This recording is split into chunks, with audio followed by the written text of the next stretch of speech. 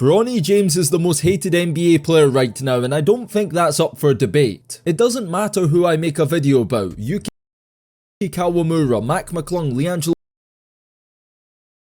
Ball, Kenneth Lofton. I'm gonna see hundreds of comments on every video saying the same thing. If Bronny is in the NBA, why isn't insert random player here? I do understand why. Bronny James was the worst player on a guaranteed NBA contract. Key word though, was, because the narrative is now changing in real time. Because what you will realize in this video is that Bronny James is a significantly better basketball player than he was 6 months ago. And every passing game, he's looking less like Bronny James and more like LeBron James Jr.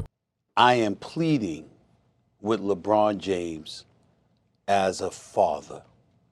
Stop this. Stop this.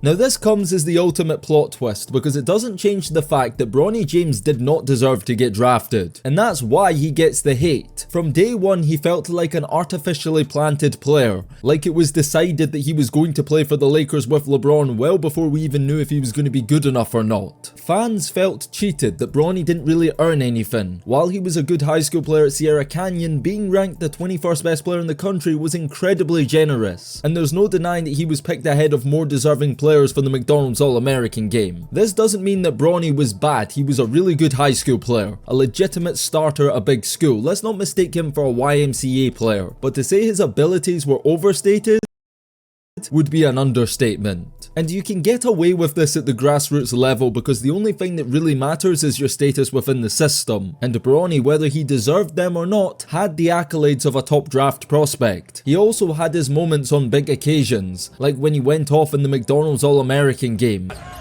Omaha Ballou feeds Bronny James.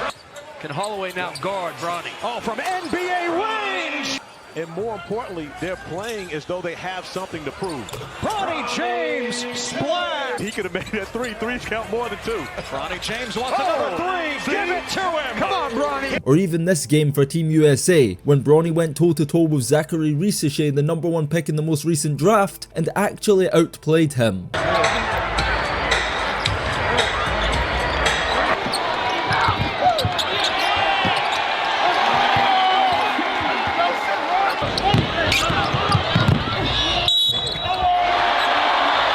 Eventually though, there does come a point where all the rankings, narratives, who you know and what people say about you on TV doesn't matter. And that's once you step onto the court on the big stages. And what we saw repeatedly in the beginning was Bronny James' game not living up to his name. And by name, I don't mean son of LeBron James. I'm talking his name as a top 20 recruit All-American prospect. One thing I know you'll all agree with is that injuries are the worst part of sports. But it's not just athletes. Everyday people deal with injuries in real life too. I'm personally dealing with an Achilles injury that severely affects my mobility and everyday life.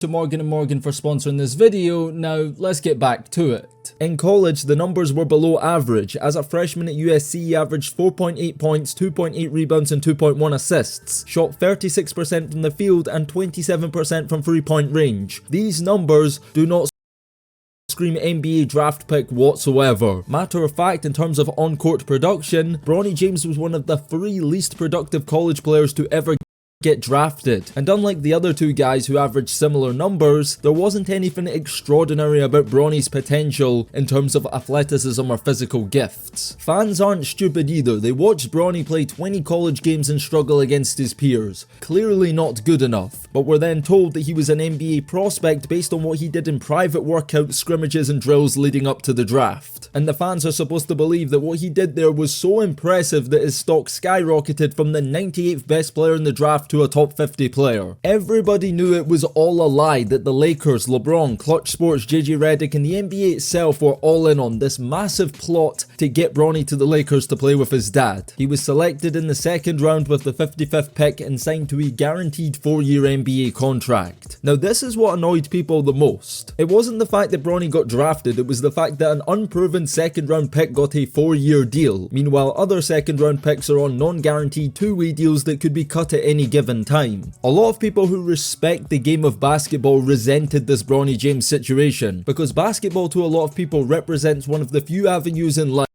where it doesn't matter who you are, who you know, or where you come from. You're either good enough or you're not. It's that simple. But Bronny was clearly exempt from all of that because of who he was. He didn't have to be a great high school or college player to end up in the NBA. He just needed to be LeBron James Jr. And that's why he faced so much scrutiny in the beginning. People were waiting on him to fail, and it couldn't have happened any faster. NBA Summer League in Las Vegas. This was the opportunity for Bronny to prove everyone wrong and show that he does belong. But Summer League was disastrous for Bronny James. Of players that received significant playing time, he was statistically one of the least productive, averaging 7 points, 1.5 assists, made 2 of 22 3-pointers, which is 13%, and he also shot 29% from the field. Those numbers are objectively bad, so again, NBA fans are looking at this thinking he wasn't good in college, he wasn't good in Summer League, so how on earth in a few months time is he going to be able to compete with the best of the best in the NBA? But just at the end of Summer League, when everybody was about to write Bronny off, he threw the fans a bone, a reason to be optimistic, closing the tournament with 2 solid performances.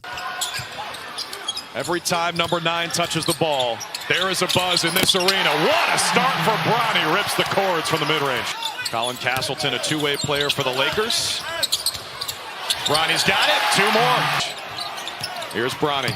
Isolated against Gay. Finger roll. Rolls in. Inside the arena audience as well as a television audience. Bronny knocks down the three. In Summer League, and they think that he can be a contributor with the big team.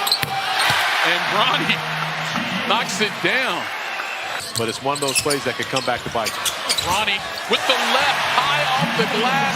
He's got 16 points a game, 10 of them coming here in the 4th quarter. Bronny stepped back into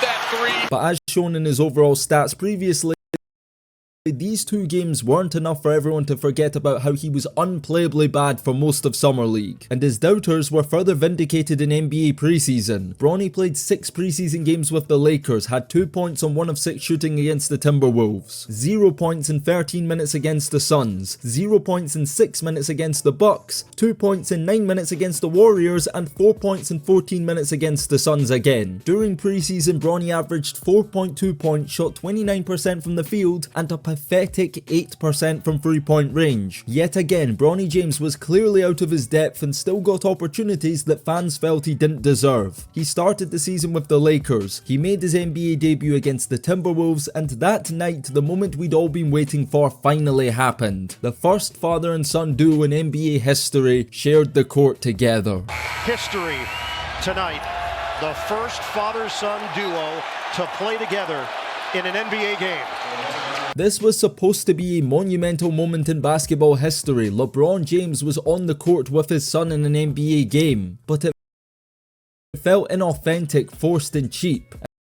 And that's why it wasn't celebrated the way it should have been, because it felt as if Bronny could have been anyone, and it isn't as impressive to see when it feels undeserving. The next time Bronny played NBA minutes was another sentimental moment, playing against the undefeated Cleveland Cavaliers, which marked possibly the last homecoming for LeBron James Sr., but also the first for Bronny James. And this game, October 30th, was also the game Bronny scored his first NBA field goal.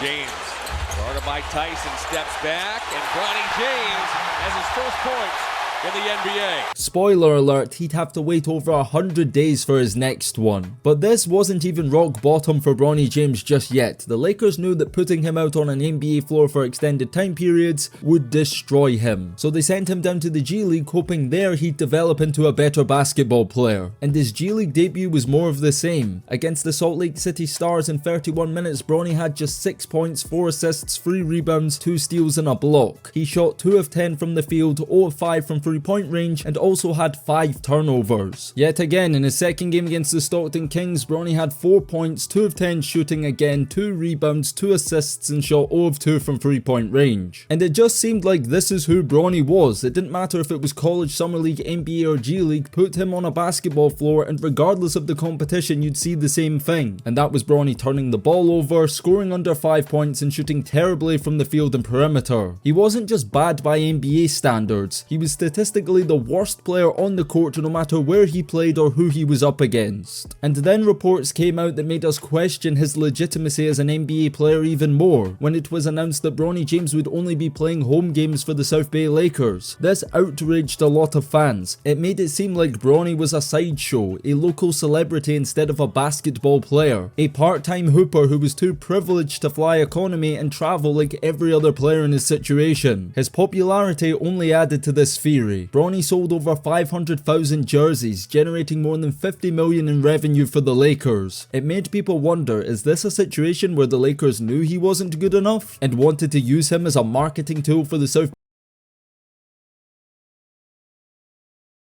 Bay Lakers to build attendances and make profit, only featuring him in home games so other teams don't get a piece of the pie? These were real theories that many people believed in at the time, but then something happened that nobody expected, and that was Bronny actually started playing well. In 21 minutes against the San Diego Clippers, Bronny finally had a solid game, with 16 points, 4 rebounds and 2 assists. For as good as it was though, he was still struggling with the 3-point shot, going 0 of 4 from the perimeter in an otherwise efficient scoring game. Then December 12, Bronny actually decided to travel on the road to face off against the Suns G League team, and he will be glad he did, because this game was possibly the turning point. In this game, Bronny was different. He set the tone early with a pair of threes early on. Possession stays alive for Bronny James. A 3 is good. In 4 straight, the former Virginia Cavalier. Here's James trying to double up, and he can. And this gave him the confidence to play at a level we hadn't seen from him since his high school days. Yes, this was a breakout game. John Little before the game, and he was talking a little bit about what he's been able to build on here. Hello, Bronny James. You know, there are NBA skills here. And he's looked confident doing just that so far tonight. Bronny's working on Moses Wood. Gets to the elbow. Between the legs on the handle. The follow away is good. Here's James with 21 tonight. Goes back to work. Acrobatic. And he has a chance at a 3-point play. Even if Snoop Dogg doesn't agree. Snoop, is this a breakout performance for Bronny? I think it's experience. There's no such thing as breakout in the G League. Come on now, quit playing with me. Bronny went off for 30 points on 56% shooting from the field, with 3 rebounds and 2 assists to go along with it. But what was most impressive about Bronny in this game was his assertiveness. He looked comfortable, finding the right balance between getting shots up, but not forcing the issue. The game was close down the stretch, and Bronny showed that when the game slowed down, he was capable of producing in clutch moments. He's feeling it right now. 24, looking to add on to it. No resistance. Float game's good. They'll turn to James. Bronny drives left lane line. Good off window. There's 28 for Bronny James. Nearly had it picked off. James inside. Finger roll. There's 30. And while South Bay lost this game, it was a promising showing for LeBron James Jr. And then in the next game, against the same opponent, Bronny proved it wasn't a one-off, with 16 points, 2 rebounds and 2 assists. Sure, this wasn't quite as efficient, going 6 of 20 from the field, but even still, he was able to put the ball in the hole, which is something he couldn't do a few months ago, no matter how many shots he attempted. And it was around this point where Bronny got not just more comfortable scoring the ball, but also contributing in other ways. Against the Greensboro Swarm, Bronny had 16 points again, but also had 5 assists, 4 rebounds and 3 steals, all of which were season highs across the board. The final game of the Rookie Showcase was an interesting one, because Bronny only had 6 points, but it wasn't like the 6-point games where he shoots 2 of 12 from the field. Bronny attempted just 7 shots, and made 43% of those attempts, so it wasn't like he was terribly inefficient. In this game, he took on a different approach, the pure point guard role, and dished out 7 assists in this game. And some of these passes would have you thinking he was LeBron James Sr. Got at the rim. James goes up top. Great assist there. Bronny able to get out in transition to push. Finds Kelly for the easy layup. Here by Culver, misses.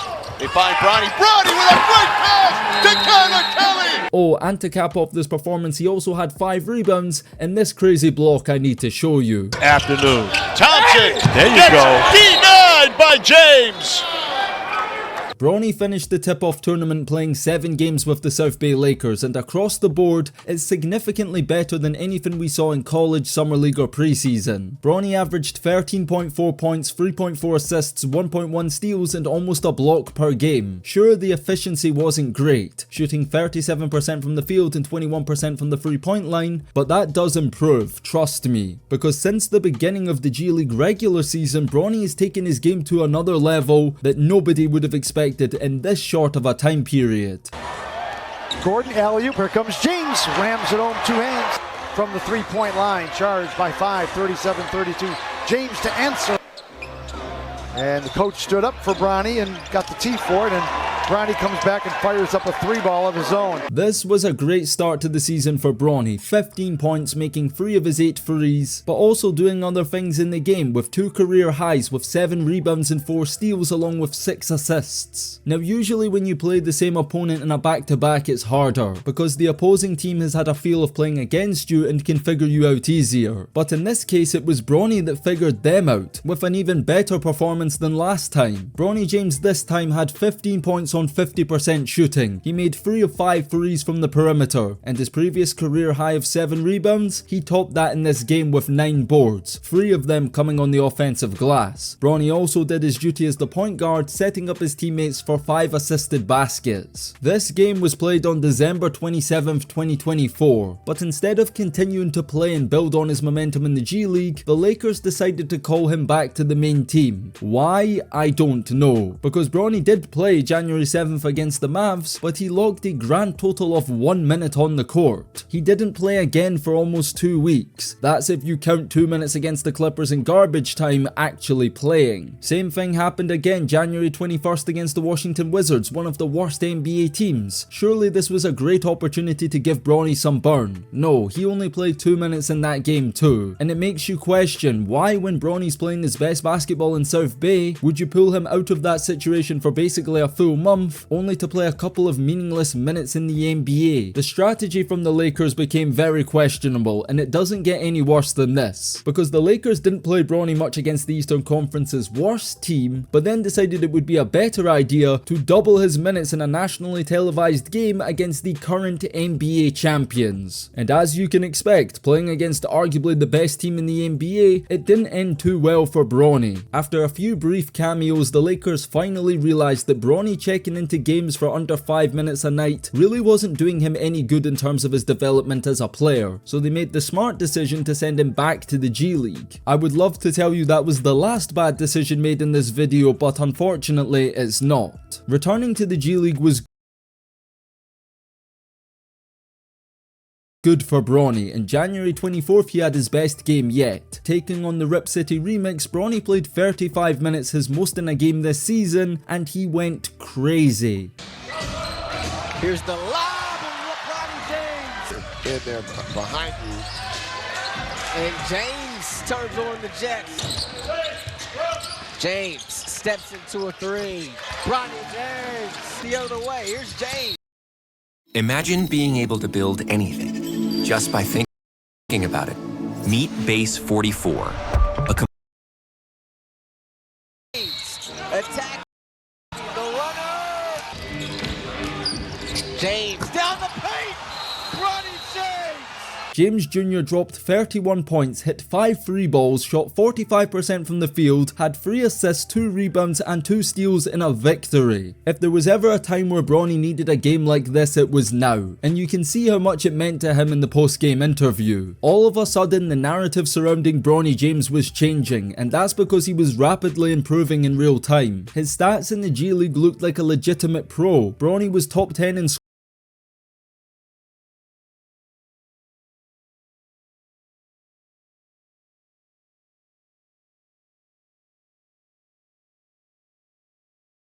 scoring, averaging 23 points per game, ranking in at 7th. He was now scoring efficiently too, shooting 43% from the field and 46% from the 3-point line. Let's not forget about the 6 rebounds and 5 assists he was averaging too, and also what he was doing on the defensive end. Bronny was top 10 in steals, averaging 2 a game, and since the restart, Bronny was playing like one of the best rookies in the G League and proving himself to be a two-way player. The G League is no joke. Some of the best players outside of the NBA are in the G League right now, and Bronny was showing that he belongs, and not just that he can compete with them, but that he can stand out amongst them. Everything seemed like it was going to plan, and the plan was working. Bronny was confident, coming into his own, and the logical play was surely to let him continue to build upon his strong start and continue earning his way in the G League. He was gaining the respect of the masses, receiving praise from the media for his play on the basketball court. But then the Lakers just had to mess everything up. Once again, instead of prioritizing Bronny's development, they made the same mistake again and set him up for complete failure, and threw him into the fire against the Philadelphia 76ers. And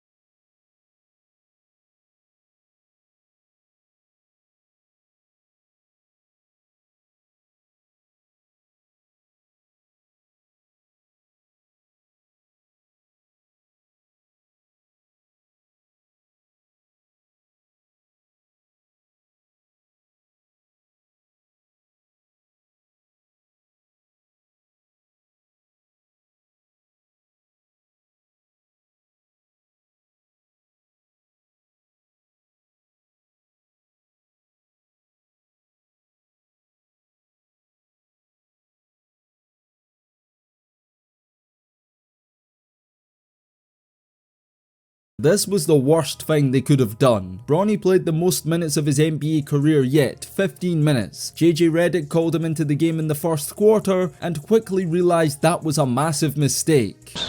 3:40 to go, opening quarter. Step in, steal. Yabusele trucks his way to the rim. Finney-Smith, kick. Bronny James, off. Steps through. Bronny three. Off the mark. Rush up the floor. Bronny blocks. What I showed you just there is just offense, but the defense was even worse. Tyrese Maxey, one of the premier guards in the Eastern Conference, welcomed Bronny to the league in brutal fashion, hunting him and frying him time and time again. This game was an absolute disaster for Bronny James. He got exposed badly. 15.0 minutes, 0-5 from the field and 0-3 from the perimeter with 3 turnovers. But there was no escape in this performance from Bronny. It was so bad, and the way the Lakers handled it was even worse, because JJ Redick basically threw him under the bus in the post-game interview.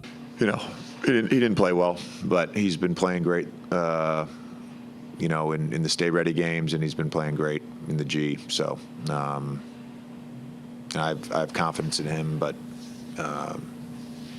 obviously didn't provide that at a high level. You'd think after this that they would protect Bronny, but they continued to play him in the NBA. Bronny played in the Lakers' next game against Washington, and even in a near 40-point blowout win, Bronny still couldn't get his. In 12 minutes he had 2 assists, 2 rebounds, a steal, even finished with 5 points. But this was his only field goal after 6 attempts. Bronny, here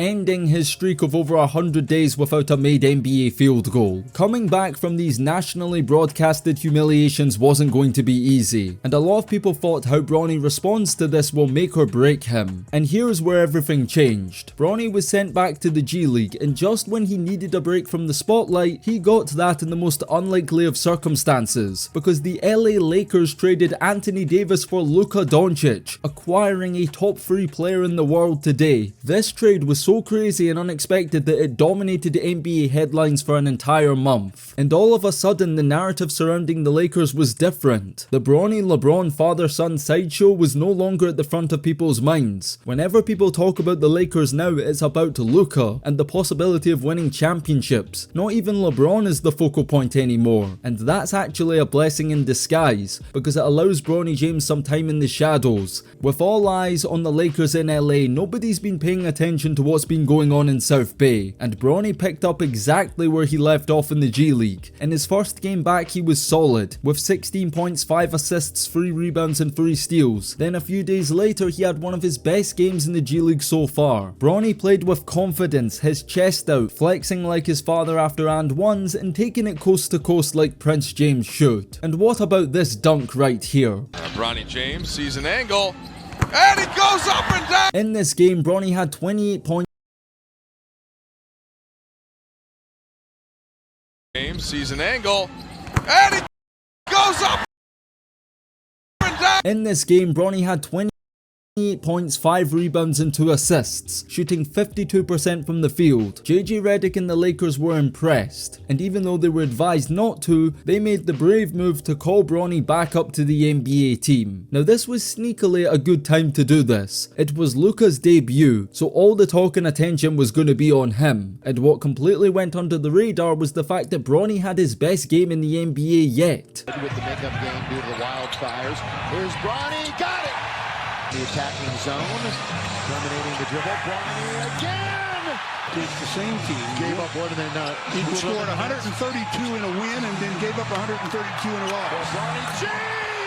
He played 7 minutes, had 9 points, shot 3 of 4 from the field and 2 of 3 from 3-point range. He even got himself an assist too. And it seems like finally, after getting it wrong so many times, the Lakers learned their lesson. They didn't hang him out to dry. After this good game, they sent Bronny back to the G League, allowed him to continue building his confidence, and he hasn't played an NBA game since. And he followed this up in the G League with his most efficient game yet. The opening 12, he stops and starts, falls away, and puts it in. Facility there, getting a nice little Euro stuff action. Oh, Bronny with a beautiful teardrop. Our entire crew lob it up to James, and he puts it in off the glass. Again, because you have to stay connected. Bronny James sticks the corner triple. Bronny had 24 points on 10 of 16 shooting. That's 63% from the field. He made 66% of his 3-point attempts, going 4 of 6, throwing 5 rebounds, 6 assists, 2 steals, and his highest FIC rating in a game this season. Then you have an all-around great performance. And his most recent game was a solid one too. Against the Salt Lake City Stars, Bronny had 16 points, 6 rebounds, and a season-high 8 assists. In this game, Bronny really embraced his responsibility. 6 rebounds and a season-high 8 assists. In this game, Bronny